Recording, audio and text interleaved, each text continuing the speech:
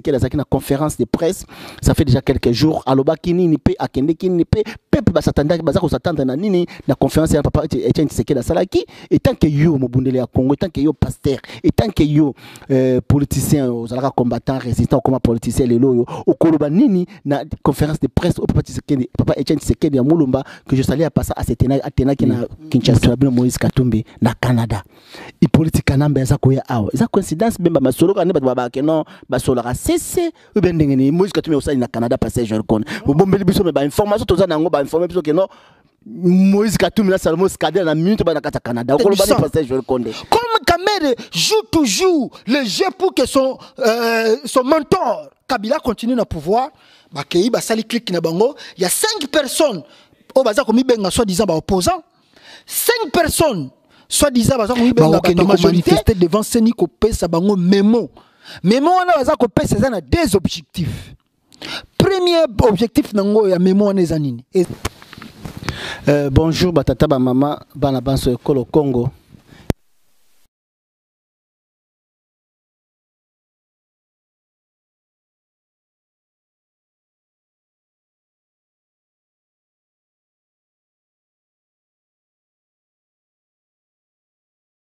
Monopoliser malobate nazala mosena nkolo obabenge pasteur Jean Konda zobundela mboka na ba prière naye na makambu naye na batana naye disposer tout bengi na plata baliangando azita kate ayaka mosena nkolo. Bonjour pasteur Jean Konda. Bonjour papa nayo et puis pa batunyoso bakozo atan yako landa mes émissions oyo na poko lelo. Bonjour bonsoir bisika no sobino bozali to bundela mboka. Merci beaucoup. Parce que je reconnais la introduction à Awa, ceux qui n'avaient pas été informés, mais n'avaient pas plus informés, les politiques n'avaient pas Joseph Kabila à Washington, à New York. Mais bien, vous avez un programme à Washington, parce que je reconnais. Ce que le programme on a une manifestation le 19 septembre, ils ont gagné Washington, New York, parce que les politiques n'avaient pas ce programme ils ont gagné. Bon, le programme est toujours maintenu. Le 19 septembre, Batunion Soba Ozala Liboso à Maison Blanche. Le 19 septembre, la date est maintenue. Congolais soit dans les États-Unis. Rencontre Ezali le 19 devant Nini Maison Blanche parce qu'il y aura une grande manifestation pour déplorer Makambo yo Muto Azoko Salazako Linga Olonga pouvoir atteindre Malembe. Donc, et je crois que si Dieu le permet, tokosala tout comme plutôt na tokoma lisusu na ambassade ya RDC na Washington pour na to visiter bango to yebisa bango ke non so bango bazo tcha tembe na si prochaine visite na biso na ambassade wana ekozala pona to botola yango. Alors voilà le pourquoi to za ko préparer ba makambo wana nyoso tout au moment opportun ba koyeba bon pona mambo ya arrivé ya Mutolobi Kabila c'est vrai à New York donc on a pas tous se préparer les choses parce que c'est ça le combat la lutte donc tous en marche le 19 devant Maison Blanche une ambassade RDC à Washington en même temps tous en grande manifestation devant siège des Nations Unies et devant hôtel Kabila Arola à New York parce que déjà si tu as adresse tout complet tous en ango bato nyonso balingi bayeba bobenga biso parce que za mamsu to lo bangote za na babloko za na se to lo bangote pour l'instant to sengi na batutu benga biso to kopesa bango ba information et puis to yebisa bango stratégie to utiliser pour na to ekutana na Kabila na New York parce que futo ke ndo yebisa ye ke non babiloko na zo sala wana ba je na ye wana zo sala na batu na ye na click na ye wana ba perdiste abaye bango ke non peuple congolais za na kati wana te donc manifestation ça à New York, il y a makasi, il y a monene, écoute, il y a makasi pena donc tous préparons en silence donc akutana biso il y a année passée monaki yango il y a année pas akutana il y a année pas akutana nango année passée akutana kinango année pas akutana nango année akuta année ezali po année oyoke on année o a défier ki ba congolais biso surtout zelaki 2016 lokwa ba kanisa ki hypothèque kana mina groupe na e ba mombe kanisa ki 2016 e komate 2016 e comme qu'on vers la fin ce que ça tous sur 2017 2018 c'est le moment alors on a lancé appel o nyo surtout à cause à disposer na Chingoma analyse politique kana mina ta mutu na moko o ba ko ya awa atuka bola lisa politique kana mbe qu'on soit en charge to koluka ba avocat to tche baliang équipe baliang ngano ba tche to tche 10 shaba to na mbongo mingi to tche 10 ton na mtu oyo ko la biso i politique kanambe to to récompenser. Parce que je reconnais papa Etienne Tshisekedi dans une conférence de presse, ça fait déjà quelques jours. Alobakini ni pe akendeki ni pe peuple ba s'attendre na nini na conférence ya papa Etienne Tshisekedi salaki et tant que yo mobundele ya Congo, tant que yo pasteur, et tant que yo politicien aux combattants résistants comme politicien les loyo au koloba nini na conférence de presse au papa Etienne Tshisekedi ya Mulumba que je salue à passer à Athéna qui na Kinshasa. Bon, et là, je crois que tout a été dit, tout est clair. Il faut que les gens comprennent. D'une façon, c'est spirituel, d'une façon, c'est, comment je dirais, naturel. Donc, pas naturel, mais je dirais d'une façon humaine aussi. C'est-à-dire, alors voilà le pourquoi moi je demande toujours aux vrais hommes de Dieu qui sont sincères avec le peuple congolais et avec la nation congolaise de commencer toujours par la prière. Au moment où tout ça là, net le 19 mars au Salama, bablo ko préparé faut Salama. Alors moi je demande plus aux Congolais qui sont au Kinshasa, le vrai pasteur congolais, et ça moment mon dimanche on biso nos tozana ba veille de prière bisika nos tozali na bandaku to bonde la makasi keno et loko ko sama na lundi nango na Kisasa et ça la réussite d'abord totale et puis nini plutôt événement no sokoleka ba tout monde makila ba tunenge batakabila bazokana etangate parce que poni na lobi bongo vous savez que les enfants d'Israël avant baba kende bitumba nyonso tout bandako kende la première mutu bandako consulter zalaki nzambe il partait d'abord prier le Seigneur après na tongo nango babimi bake bitumba donc nous aussi nous autres esengeli tozala na façon ko bondela ndengwana to bondeli na butu et le lendemain toke na champ de bataille. Donc dimanche je demande presque à tous les hommes de Dieu naba o toza na diaspora naba o baza na kati ya Congo toza na moment ya prière intense que nzambe a confondre l'ennemi ya république bato baza kolinga peuple congolais a bongate a continuer ka ko souffrir nzambe a confondre bango na journée ya lundi le 19 septembre. Alors discours ya papa Etienne Tshisekedi parce que au moni Kabila asia lobby asali makamune nyoso na si tokozongela yango alobi akokende na été. Alors rassemblement balobi nini à travers le président Etienne Tshisekedi balobi boy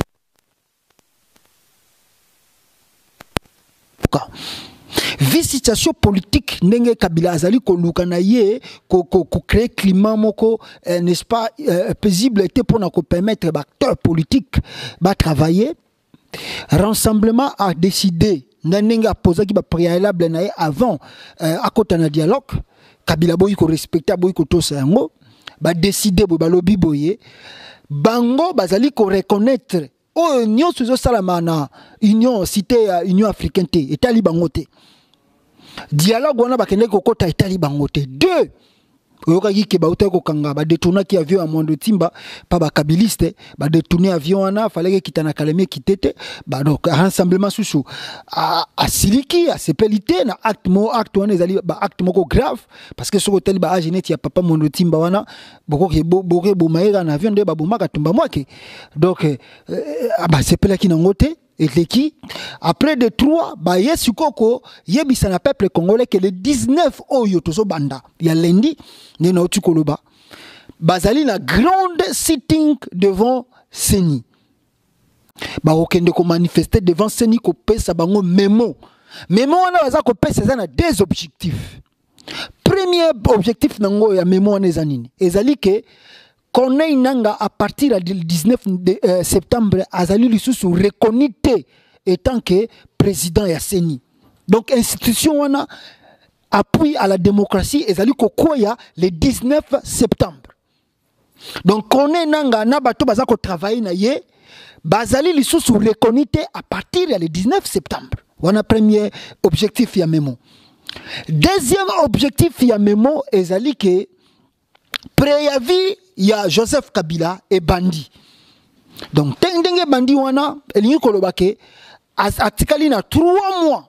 Oh, bah, pesa mutu soko zanda koza locataire, comme lui, azalaki locataire, il a parlé de la nation. Donc, 3 mois, bah, pesiye pour abongisa ba valise na ye, akanga, akanga biloko na tout soko kotinda ngo wapi atinda yango po le 19 décembre azali kokende. Voilà les deux objectifs ya marche et kosalama lundi. Mais pendant kokende mo musika papa parce que nous devons être clairs et précis.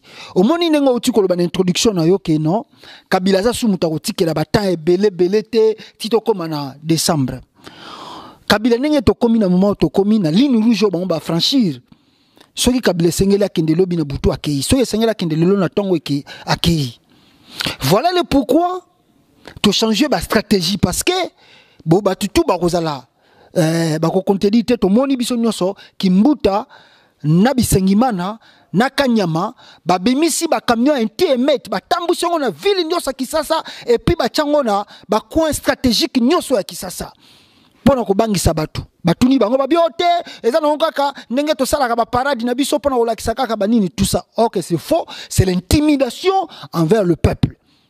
Babimisi ndengwana po bako mate peuple parce que André Atundu mutu ya PPRD alobi yango ke non bango ndenge bazawana bako utiliser ba moyens tout possible o bazana yango pona ba ramener ordre.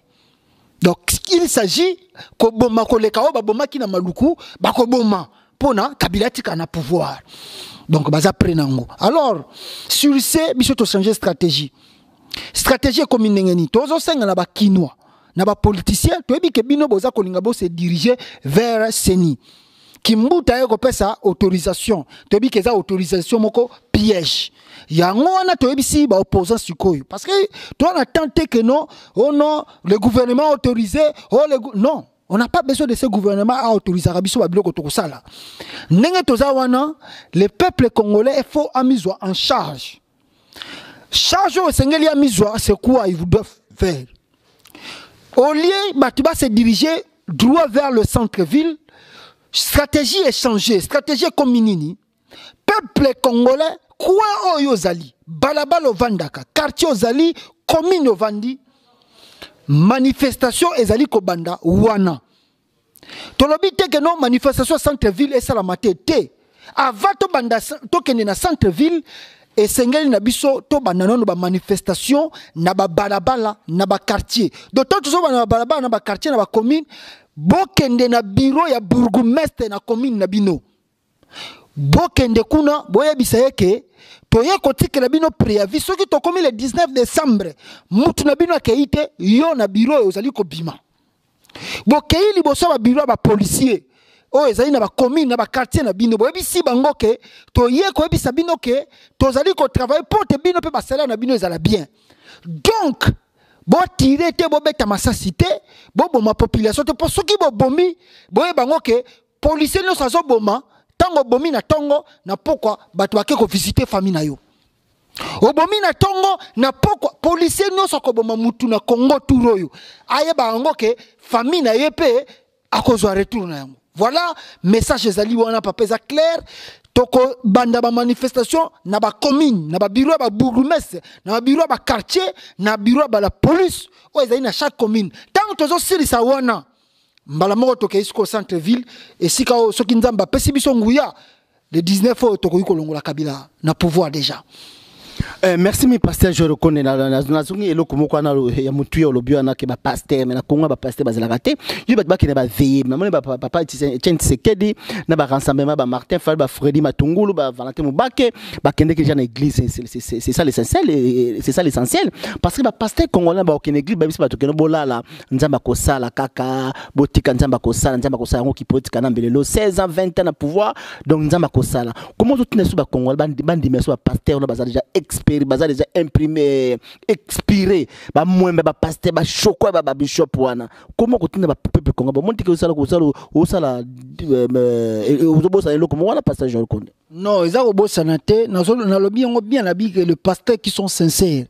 Parce que pasteur Joël Konde au Congo il n'y a pas de pasteurs sincères parce qu'ils vont même awa na kati États-Unis vu tout ça New Hampshire awa na kati New England il y a même des pasteurs soit déjà des pasteurs mwembe ba bomba kamere awa pasteur est-ce que pasteur congolais devant mbongo ça sincère devant mbongo devant un promesse ya mbongo ala sincère pasteur Joël Konde est-ce que la lingo ça clair vraiment côté wana bon na ngi na loba boyo moni Elia plutôt tant wakimaki nini roi oyo akaba bandai kolinga boma akendai komibata na désert.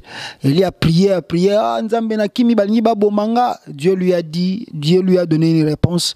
Yeba ngoke il y a encore des réservistes. Donc c'est-à-dire quoi, donc on peut dire que il y a des pasteurs qui sont corrompus au Congo, mais sache-le que sur 100 nzamba azarata na 10 oya bien ba bien. Qui sincérité. Voilà le pasteur que moi je demande pour la nation congolaise. Donc parmi les mauvais fruits, il y a toujours des bons fruits aussi.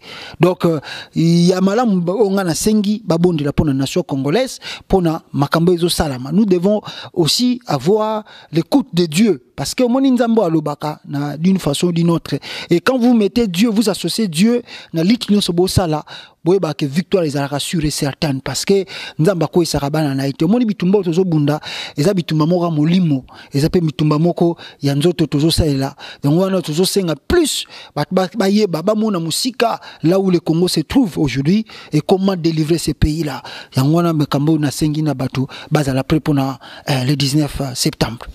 Merci mi pasteur je connais Salmos Kadia zo kandon zolo bana mais tout que na tous na monologue ya PPRD à Vital Kamerhe na bande konaye basala ki mo ba neve ba bimio basali bo juste ba se retrouver ndengani ni monologue na PPRD oyo bakine ko kutana suite na bango ce que zande une pasteur aux ensuite à monologue na PPRD. Non mais suite à bilo na bango wana ils ont continué wana za ba aventure bazo sala ozomona ces gens là font les aventures ozo comprendre ba kendaki ndenge tolobaki Kamerhe ici tolobeli trop moi ni type wana c'est inutile même ya otanga suite à kombo na parce que ça en vrai je sais pas comment les qualifier quoi na habité qualificatif ni na ko pesa mutuana Kamerhe quoi so moi na journal na ba journal ya mindele ba komo benge Cameréen c'est-à-dire ba comprendre que c'est un monsieur un vrai malhonnête quoi il n'est jamais sincère dans sa vie quoi Kamerhe pena atikala jamais kozala sincère na vie na mobimba un escroc.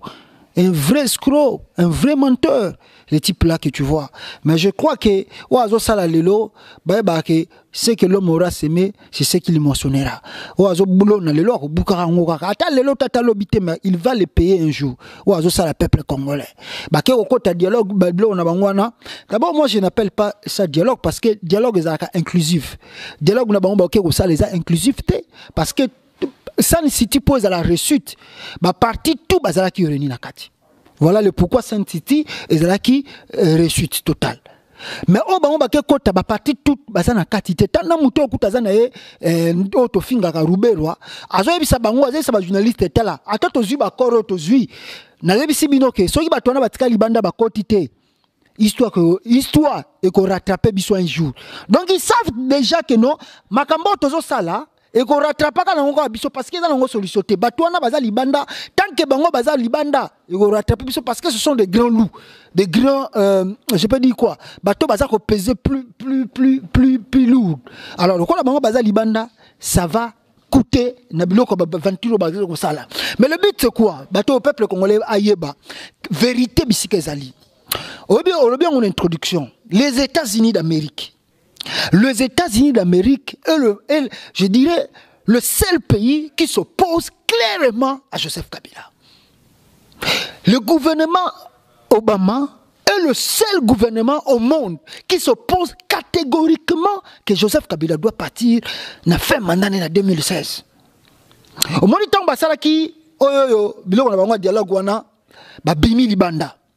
Tant ba bimi boye babimi libanda tant babimi basanet ba suspendre et ni wana parce que bandi ko le bon non élection fait banda ba local élection fait ça la boye Tom Pierrot envoyé spécial ya Obama azongi lisusu na Congo akeko kutana na Corneille Nangaa na Arimova ayebisi bango boye ayebisi bango clair et net alobi na ko pesa bino dernier avertissement. Voilà le message que le peuple congolais faut à retenir. Oh, il y a gouvernement Obama. À ABC Bangoke, je viens vous donner le dernier avertissement que le 19 décembre, votre président doit partir. Aebisi bango, on ne reviendra plus. On a joué Sabino Lelon, bango que le gouvernement américain ne reviendra plus. Ce qui va arriver après le 19 décembre, et que ça va trop tard. Et que ça va mitou na bino. Aebisi bango clair, tango sikoyo, babimi, wana ba kamere bazaki libanda, ba suspendre le dialogue. Le gouvernement français, parce qu'il faut que les Congolais, la France va comprendre le rôle. François Hollande, à Liembongo Kabila, à Zakosala, gouvernement ou imposteur Joseph Kabila. Gouvernement français a bengi Kamere.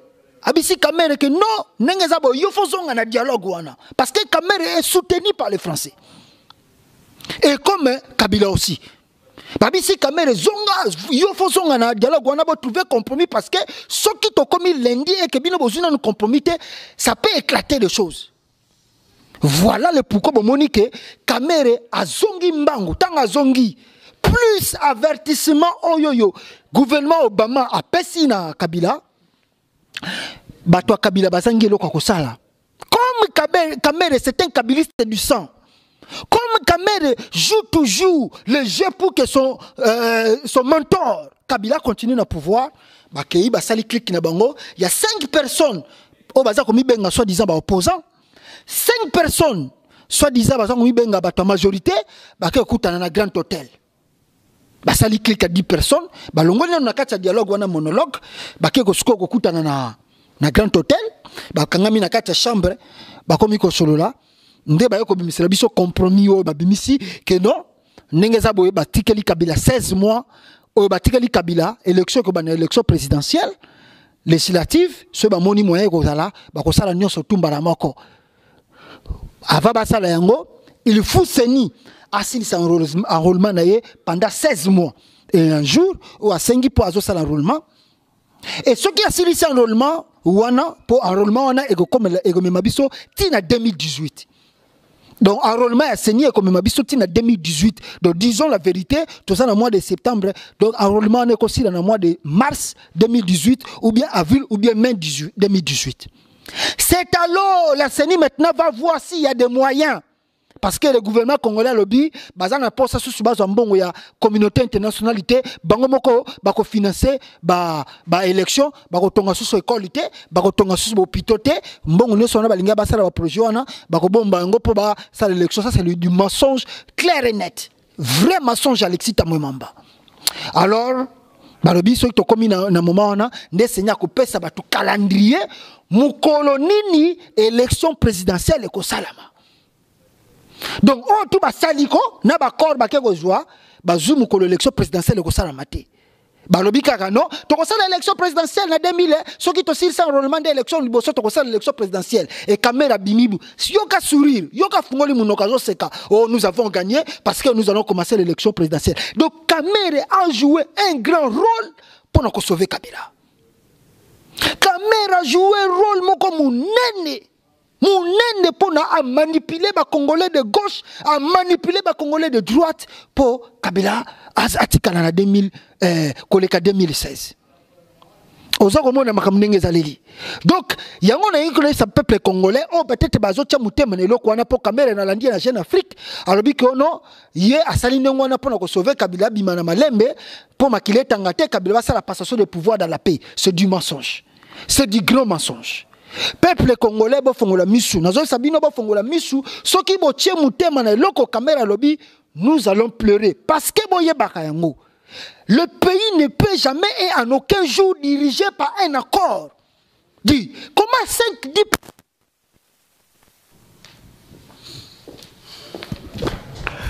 5-10 et ça, Claude Moutima, Nemsa Balianga, notre son pasteur Joël Condé. Pasteur Joël Condé, charte d'occupation et politique, au Vital Kamere a contribué à la charte d'occupation. On a des bataillons sur mesure selon Barbe et politique, mais panafricain, on aurait un dans un boko à Tumba, alors chaque fois. Le lot, balongo sous charte d'occupation, parce que sur un monologue, na bango, na bimisi, conclu, na bango, mais.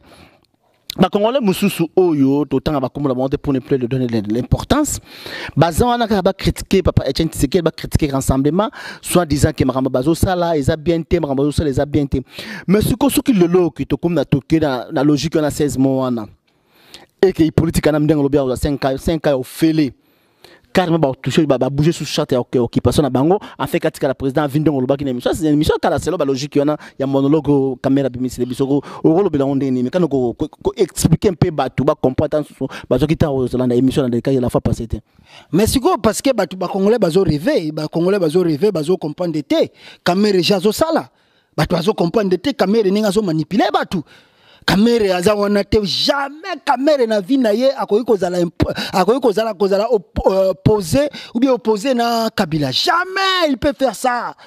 C'est le mentor, Kabila est son mentor. Jamais il peut contredire Kabila, jamais il peut être contre que Kabila quitte le pouvoir. Problème est tous ceux bazo rêver 16 mois au bango balobi papa. Donc ce que constitution qui n'est place une charte ma occupation constitution ba tient na poche té parce que le bango to tiango na poche to bimisi accord on a comprendre ce que passé je connais accord on a siko à ce moment bazo obligé ba réécrire constitution mususu parce que o ambassadeur ba bokiango metango balobi ke to kotambusa na accord à 10 personnes ba ko signer wana na o bazo signer biloko wana siko constitution qui est na maité tant to comme en 2017 hein papa yo mon film est tourné batu ya PPRD ba koyebisa batu que non le pays ne peut jamais être dirigé par un accord. Le pays ne peut pas être dirigé par un accord. Donc sur ce bisonio société l'équipe 2016 nous avons violé la constitution. Qu'est-ce qu'il faut faire? Il faut faire une nouvelle constitution. Donc j'ai un caméra sali, c'est parce que les États-Unis battent pression ba yekoye bisabango ke soki bokeite le 19 décembre oyekoye la Kabila et kozana mituna bino voilà le pourquoi ba se réunir tous les péperdistes bata Kabila babi le quoi États-Unis zona moto boye alors on est au sala ba otondi baka élection présidentielle parce que les États-Unis le bino bango bo bandana l'élection présidentielle ba otondi ma mais bandimi on se avec piège bandimi que non ba to sala l'élection présidentielle mais futo ça non enrôlement il y a 16 mois. Bon, on peut ça date, date qu'on peut ça masikote, date qu'on peut ça makaka mukolo, toko sili saka ba enrôlement. Tu comprends déjà na bango. Mais on se bagda passer je le connais pour tous on a monotonité mais ce que monologue na bango ba musique ce que tant ba commencer en 2016. Donc baza obligé ça consommation sika c'est ça. Na zo bisi on a ebisio ba ko ça la constitution ya sika ils vont partir par un référendum. Et là, on va obliger le référendum. Il doit faire le référendum parce que nous tous, nous avons violé la Constitution. Nous tous, nous travaillons dans un gouvernement d'un commun accord. Nous tous, nous allons dans un gouvernement de transition. Donc, c'est-à-dire, on ne peut pas conduire un pays par un accord. Qu'est-ce qu'il faut faire? Il faut faire une nouvelle Constitution. Une nouvelle Constitution, c'est ça.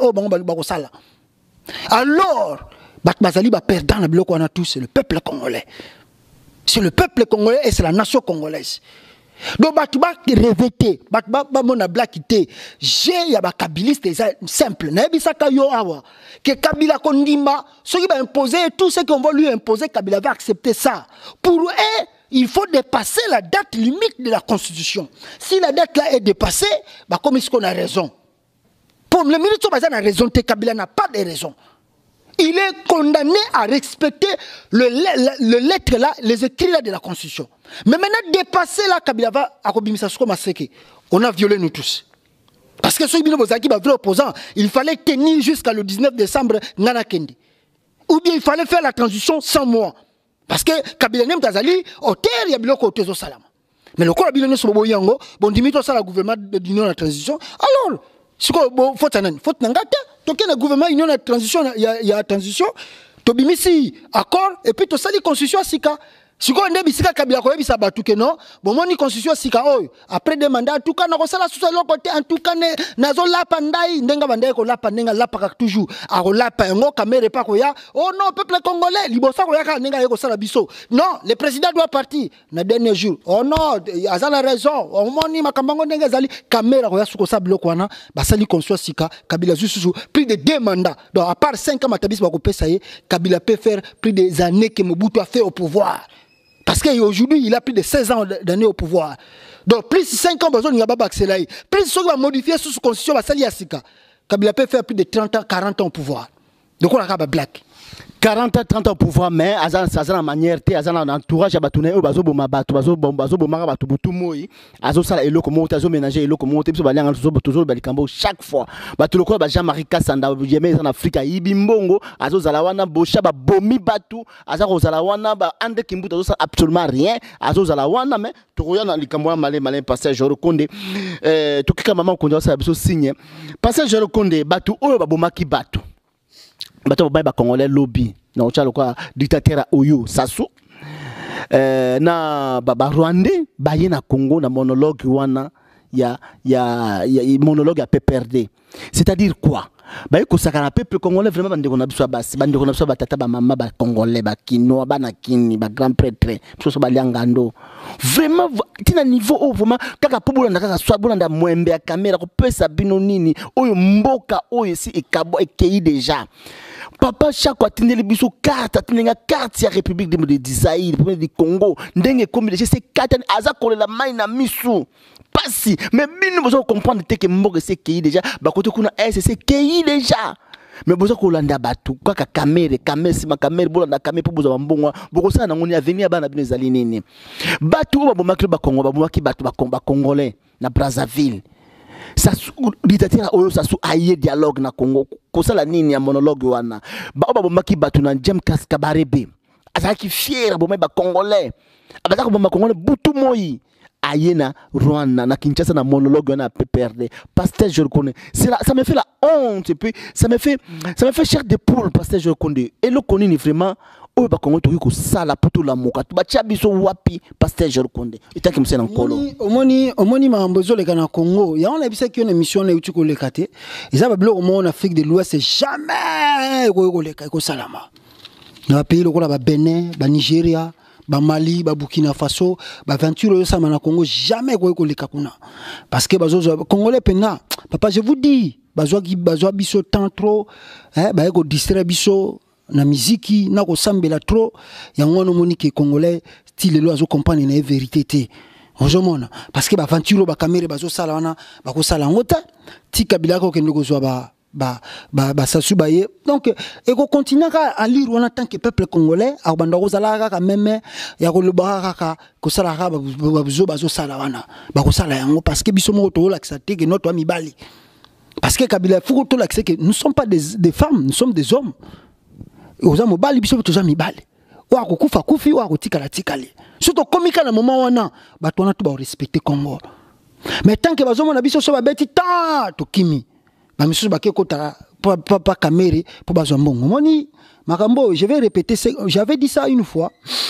ba bisanga yi secret moko boy ba bi moni Japon pour réussir le lot Japon ba ça moni ba aventure ça na Congo e bando ça mape na ba Japon moni qu'est-ce que les Japonais ont fait ba politique ba ça la ba aventure ba koti na Assemblée nationale oui ba Japonais ba ya nini ba ya na moto ba ya na ba essence ba zui ba kangi penda parler de la nation wana tous les politiciens bazaki na kati ba tumbi bango na moto ba tumba tous les politiciens na moto ba kata Assemblée nationale on m'a envoyé kana Congo papa na biso vérité ba politiciens congolais wana ba sambela nzambe nde tozolo baboyi ba mona biso to sa ba aventure ba mona biso to seka ba mona biso ba tupamba parce que bango basimba bazali na pouvoir biso to ko contredire bango te bango nde bayebi Congo ko leka biso linga Congo te ko leka bango nde bazana droit ya ko décider ka pour venir à nation wana 10 personnes ba ke kota na hôtel ba décider à venir à 70 millions d'habitants OK c'est bon ba décider mais aussi to ebisi bango et puis nazo répéter papa pour ba saso na su bazo wana ezali parce que gouvernement wana ezali ko inviter bango yango bazo ko sa ba tour wana mais soki biso peuple congolais tozu décision moko d'un commun accord 30 minutes ezebeli soki ka kisa se bouger Kabila sana ayo ataina New York est-ce que na sima mutoko beta Kabila coup d'état te ba généraux tout ozana bango attaque colonel moko akobeta Kabila coup d'état zate Kabila ça siko na Italie mutoko beta coup d'état te que non nengo bimio na suka ka bisiko zali rien congolais pena donc na ebité congolais ka koyoka général bazo boaki na muziki papa yo bando ya mboko bando bima libanda oyoka komba général ba yemba ngo na muziki so yoka musicien so yemba komba général vraiment habité yango moni mamusu tan na lobango bat baba oh yo nde te na wana bat ba congolais vérité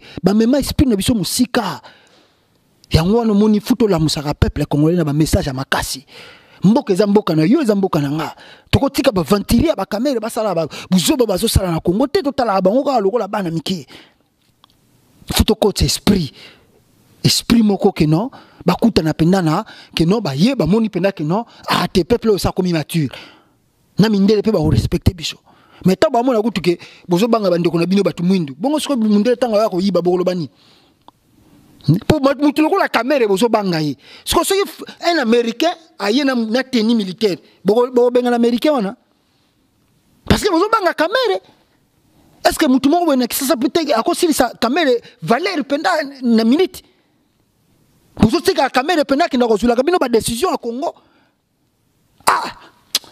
ça passe quoi. Merci à tout pasteur je reconnais ba généraux ba généraux te to ba généraux ka ba abacha ba généraux ka ba maï ba yemba bangote mais ba grand prêtre soka bimika ka boy donc au senti que ça général da mwindo asekakate alo bakata passe ma pe produit ta pe enchaîner ça dans mon traité ba généraux ka ba molimo ba mampe molimo bato makasi bangwa babunda mboka ala bola ski pasteur je reconnais que nikana suka émission na biso mama mkoja osala biso signé pasteur je reconnais coïncidence bien le konini mutu abino Moïse Katumbi na Canada i politique namba za ko ya awa eza coïncidence bemba masolo kana bato babake non basolo ka cc ubendengeni Moïse Katumbi osala na Canada pasteur je reconnais bombeli biso me ba information toza nango ba informer biso que non Moïse Katumbi na Salomon Skadel na minute ba na kata Canada ko lobani pasteur je reconnais ba yeko kuta na Kanambe Kabila ubendengeni non Moïse Katumbi fait sa diplomatie c'est un homme qui se bat.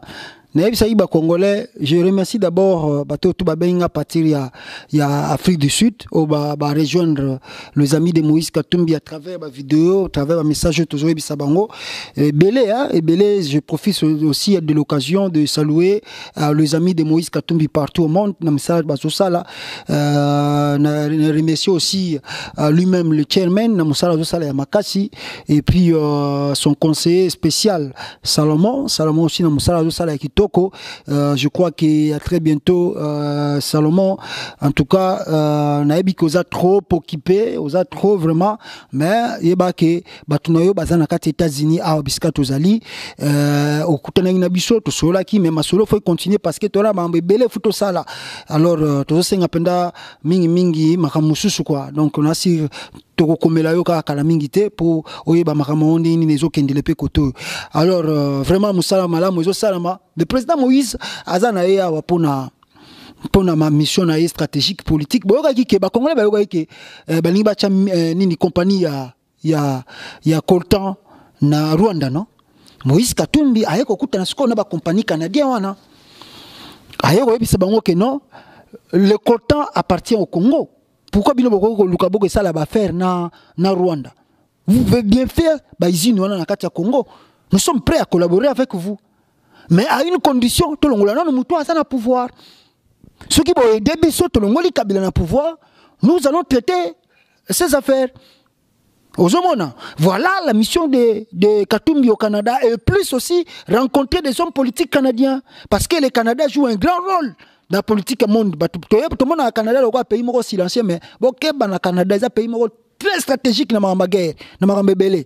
Donc, à côté de bango, stratégie, entre temps, ici nous on a besoin de planter na Rwanda et quoi kozala ma planter na kati Congo donc pona ko coincer biloko kabila zo ko pesa profit pa bande kone ba Kagame ba tonda ka ba mataka ezo ba s'enrichissa ka ba tongaka biso Congo tikala le pays le plus pauvre au monde alors yangwana ba mission Moïse Katumbi aza ko sala na kati Canada siko donc il a rencontré les amis de Moïse Katumbi Canada kana mingi te ba komona ba photo donc le président est très ouvert na bato tout baza ko encourager na musala za ko sala aza aussi reconnaissant il a dit na batu na biso bazaki na ye na kati ya réunion na Belgique lokola ba Evariste il a dit alobaki na bango ke na yebi bino nyonso bozo sala musala bokanisa te ke non na yebi binote na yebi bino nyonso donc Moïse Katumbi a yebi mutu nyonso to azoloba kombo na ye mutu nyonso azo travailler pour na ye azala lobi na magistrature suprême ya mboka Donc, Azaloko, la présidente de la République, Ayebi, et il va faire de son mieux. Na ba jure koya, nenga bandi déjà au kuta na batuboye, pour na ba structure mususu evanda, sengeli evanda. Donc, il n'y a pas de problème. Il fait que la mission est différent. Nao Kabila au sala na New York. Hier avec sa présence na yekaka pour abonder là, batikela ye mandat mais bako tikela ka yete Kabila ça ko kende le 19 décembre. Tant toujours comme le 19 décembre na bandel yango, c'est le président Etienne Tshisekedi Mutazari ko soit relais ya transition pour na ko sala élection na présidentielle na Mikolo Ezali koya. Donc Kabila pour lui, c'est fini. Donc Kabila makamuna ya sili na 2016 abuo pia. To sukoli maboko na kombo ya Kabila. Président Tshisekedi Moutako Simba règne ya mboka pour diriger les biso transition pour toute ça élection libre, crédible et transparente na transition au sala. Parce que je le conseille l'information tout ça na ngaka balianga no mokilimo mabalianga no c'est état d'esprit seulement ce cadre to so mbote balobi ke yango wana Paul Kagame apona azoko pona caméra parce que Moïse Katumbi azali trop radical. Paul Kagame a montré que Moïse Katumbi sera du pouvoir à copier la Rwanda ba intérêt. Yango Paul Kagame a pour na caméra, a peut sa position na caméra parce que c'est le qui n'a pas sa secrétaire particulier nae. Alors vous montrez qu'ils ont créé ce problème sur ma case entre Kagame na Katumbi na makamazo sala. Vous montrez que ils ont mis sur un c'est bien la chose singa mulayi lisusu. Non mais qui est caméra qui est plutôt Paul Kagame. Paul Kagame ne peut jamais en aucun jour avoir monopole ya mboka Congo. Le Congo appartient aux Congolais. On peut pas dire que non, le Lob Kagame a décidé qui sera le futur président de ce pays. Non! Kagame a son tonton qui a changé Makamba Kabila Boyi. Ah, papa, tu peux savoir Rwanda 2 ans. Nabiloko Kagame a tongi, tu peux savoir Rwanda 2 ans, soba lanzalate. Je vous dis ce qui est vrai, le Rwanda n'est rien.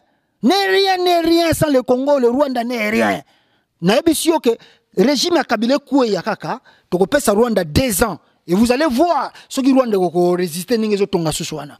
Ozomona. Alors elo susu elo lengo lobi wana ma ceux qui bat bazo ebate mais bat ba ke Moïse Katumbi est déterminé, Moïse Katumbi a ça ko yana ligne moko logique claire et nette.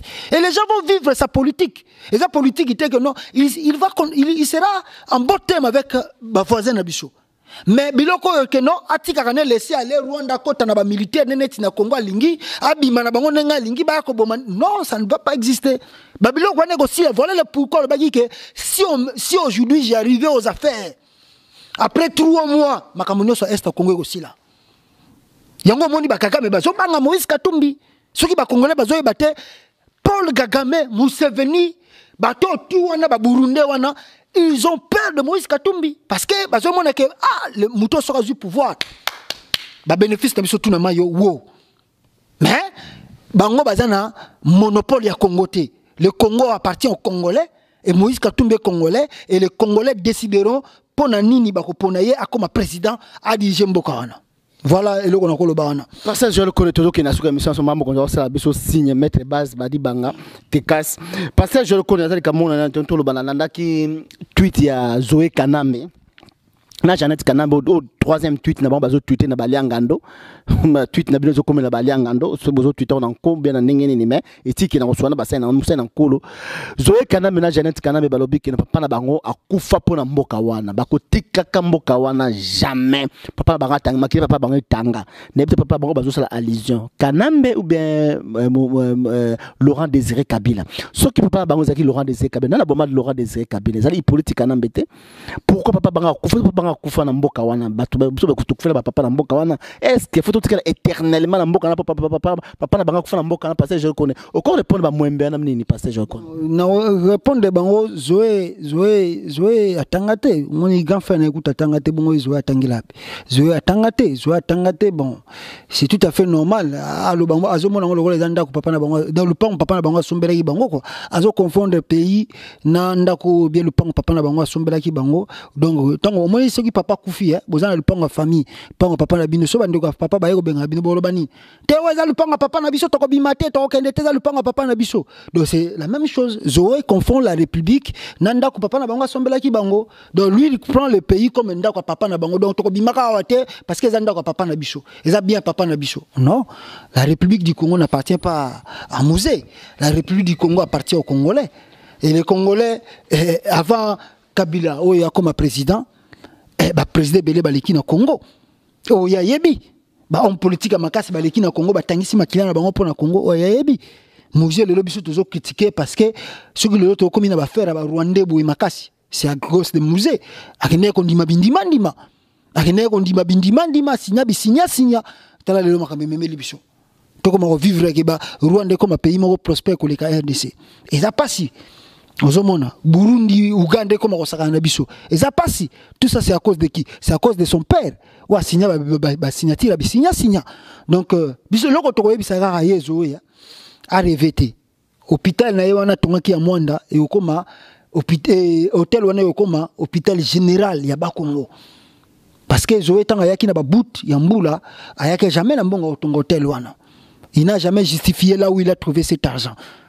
Donc, hôtel comme hôpital général à Mwanda a revêté 3 mois au batika nango so baza maele bakangisa kabilamba na bango batinda ngo bisika bazoko kende parce que le 19 oyo septembre makambo bandi et ko brisquer départ na bango na 4 mikolo yo donc le ngana webisika yango wana ba revêté parce que gouvernement ya Kabila ko le kaka 2016 était et ko le kaka jamais 2016 yango wana le ngana webisika. Parce que je connais tout le bagage comme sur émission biso parce que je le connais na lingo c'est la analyse moko boye entre Mwembe o Yemé en Afrique ba bengi Jean-Marie Kasamba na Francis Kalombo Jean-Marie Kasamba na tota la caméra tota ba congolais Jean-Marie Kasamba a se vanter à lo n'importe quoi mais la lingo c'est l'analyse moko profonde azo critiquer Moïse Katumbi azo critiquer bato belé o bazo bana politique kanambe yebela battre la constitution azo critiquer Kalombo oyo atambola mageto azali babino benge kolo abonga na benge Mwembe atambola na politique na partout pour basa la constitution wana azana ba San City Jean-Marie Kasamba zalate azo mela bangi na redi à l'époque batamboli partout mais le soumunega après bisi Kabila battre la constitution oyo to bundi na ngomboka azo problème Moïse Katumbi bisi Kabila protéger constitution oyo ozali garant la nation a ce problème mais Jean-Marie Kasamba ba pesi mbongo a renouveler RTNC la voix du Zaïre la voix du Congo azimbongo wana nyo surtout yibiango atongela ngo télé 50 bakanga été pour azo bana Kabila ke umela zalawa na bakangi été parce que je conseille nga kaka difficulté Moïse Katumbi parce que ça plus grand que bango entre Kalombo na Jean-Marie Kasamba nani oyo azali moyibi nani oyo azana erreur nani oyo peuple congolais ba koyoka ba onsumba ba collabo ba Mwembe mais quand ça doit matana yo mais quand ça parce que ba congolais ba qui est Jean-Marie Kasamba moyibi ayibi mbongo na Kalombo oyo moyibi ayibi mbongo azotambola librement za entouré ba garde du corps ba nani tout na mutu oyo alobi na Kabila yumela vine comment danger les loyo pourquoi des poids des mesures. Mais si vous avez entourage à Kabila, vous violez Batuna Tongo, vous violez na Midi, vous violez na Poko Bakangaote. C'est tout à fait normal. Jean-Marie Kasamba, nous avons fouetté ici, cherché ces informations, son profil, tout le profil de background. Tu as remarqué que la France était. Hein, c'est du mensonge. Il n'a même pas fait l'école de journalisme. Peut-être qu'il a Congo pour avoir une notion de journalisme. Mais en France, ils ont la chance au hasard. Et sur une des qui il y a Moutouana Kabila. Alors, mais nengolobi wana ngana moni meti batoko la mutasuki soki bo moni mutu wa bipenda tangi hein azako ko yebisa bino keno azo yebisa journaliste vous savez là où se trouve le Yémen c'est en Afrique bon mutandi ngona pena bo sani sous ba débat un journaliste hein un patron il y a chaîne télé et puis aussi un journaliste azo yebisa bino keno le Yémen se trouve en Afrique après bo ça un grand débat non on a sous mutu ça ne va débattre. Vous avez débattre et ça batumoko bazako s'enrichir na ba bien mal acquis. Mutoki a peuple congolais, yango na bango bazako dondwa nango. Donc pour bomoni Kalombo à l'action n'était naï. Azaki na Kabila, abundi na Kabila na kati abisi respecter constitution. Kabila boy koyoka. Kabila tche mutu makasi. Kalombo a pris des risques Et ça, je na politique, moi, je vérité, ça raté, mais il a pris des risques. Tu vas raté, Kalomba Sala a participé pour un récit, il y a en janvier, le 19, le 20, le 21. Tu vas raté. Si Kalombo le leur s'est retrouvé en France, et c'est la politique, on ne peut pas tout dire, on ne peut pas tout dévoiler. Mais il a contribué pour un récit, le 19, le 20, le 21. A contribué à mon abattu. Donc pour dire que non, azongaki na bumotona bi que non, je suis fils de ce pays. Kabila nenga zawana sali makamuna fakende.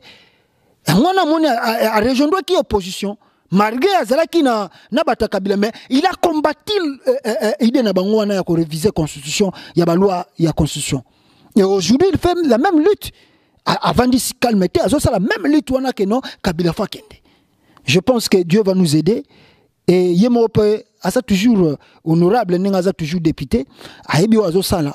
Un jour à cause récite nango. Donc, Jean-Marie Kassambaza batu ya chance au hasard. Atanga ki journaliste était, aébi na yepena mahamazo salate, azana yele kola babenga bato ba yembela bandoko yembela Mobutu bata impère wana ba papa wana bandoko bina pona Mobutu. Yango wana bango bazo sala lelo pona Kabila umela na pouvoir. Mais balinga na balinga te le 19 wana. On a retourné na Congo. Donc, base à assurer que le peuple congolais est prêt pour déloger Kabila dans le palais de la nation. Peuple congolais a prêt pour déloger Kabila et politique Kanamba bin Kabila palais de la nation. Quand Jean-Marie Kassamando lobika gawana aza citoyen français à Bangunda, mais comme citoyen français ayebi ministre Christine Lagarde ministre économie naé ou azali directeur à FMI ayebi kombo na yepi karaté mais aza journaliste aza directeur à presse directeur à nani donc aza so bien na politique Kanamba parce que ayiba mbon moyibi eleki makasi azalaka mutu o konda redi a misi quand a grand-père Bozi na banguma lokito akomi kolanda redi a miss mais et que Claude Imeka akopanza biso akobisa so bampoke makamunyo so tout pour na yo Jean-Marie Kassamba en tout cas continue à kosa ba congolais o ba yebiote mais ba congolais ba comprendre déjà position na yo tant to ba ki na bino ki bo sala makasi pour protéger constitution enfin que les politiques ba abimandela normal pour botika ba bien na bino ça la bien à sécuriser bolinga ki yango telelo bokomi kolela ke non ba to ba na balabala te po bozo banga ba bilo oboyibi bimbongo o tonga télé 50 ani mbongo ya RTNC alors télé c'était chaîne occupation nzamba ko un jour droit de état de droit ko koma et ko zonga et ko la branche ya RTNC passage je reconde so zali kamba so koloba oloba batala mama ko sala so signe peut na suka émission so baliangando mokili mobimba. Bon message à suka zaraboui tout signe na peuple congolais nyonso stratégie échangée parce que bata Kabila ba changer stratégie alors stratégie toza ko appliquer zaboui lokola ba autoriser ba marche lokola ba tie ba camion anti émettre et bimi partout na ba lieu stratégique ya ville qui ça ma marche nyonso et na ba commune liboso ya ba bourgmestre pe liboso ya ba policier chaque bisika bomonaka o bureau la police ezawa bana nyonso bo banda ba marche na ba quartier na bino na ba commune na bino soki to silisi ba marche na ba commune na ba quartier to se diriger maintenant vers le centre ville parce qu'il faut créer confusion totale bango bazo c'est la biso na centre ville ba koyoka ke non tous les communes 24 communes qui ça go bouger. Alors quand on ici, on a panique totale, tu se diriger maintenant droit vers le centre-ville. Et ce qui nous a bazana biso, tu vas parler de la nation pour déloger Kabila. Donc message à Soukaza et Ngwana, on a écopé ça le peuple congolais, tactique autosu pour le 19 septembre. Donc et là qu'on les alliés, rassemblement, to sengi na bino, bomi kitisate loko la basi. Nous sommes dans une position de force. Bomi kitisate loko la basi, top garder position na biso. Nous allons réussir. Quelle que soit la durée de la nuit, un jour le soleil apparaîtra. Quelle que soit la durée de Kabila, un jour il sera délogé dans le palais de la nation. Quel que soit le mensonge et le magouille de Kamere, un jour la vérité finira par triompher. Et à cause de sort naï. Merci beaucoup. Merci à trop pasteur je connais merci à trop Gina Mamalaise ko na biso na kati kuna emisa baliangando tuza ko senga na bande ko na biso nyonso tout ya République démocratique du Congo bazanga kati États-Unis tukutana na Washington peut tukutana na New York na bande lisusu oyo azali na Chingoma en tout cas vraiment moment oyo